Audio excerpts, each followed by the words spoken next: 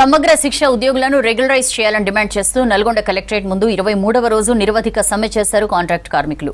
చేతులకు సంకెళ్లు వేసుకుని వినూత్న నిరసన తెలిపారు. 20 ఏండ్ల నుంచి వెట్టి చాకరీకి గురవుతున్నామని, ఈ బానిస బతుకులకు సంకెళ్లు ప్రభుత్వమే తీసివేసి తక్షణమే పే స్కేల్ అమలు చేయాలని డిమాండ్ చేశారు.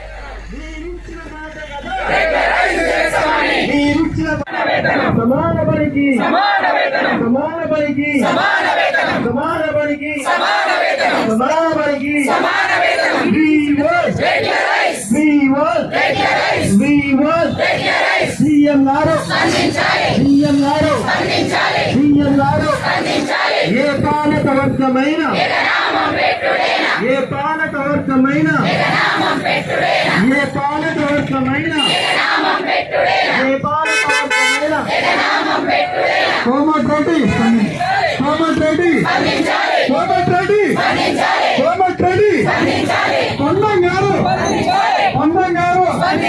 పొన్నం గారు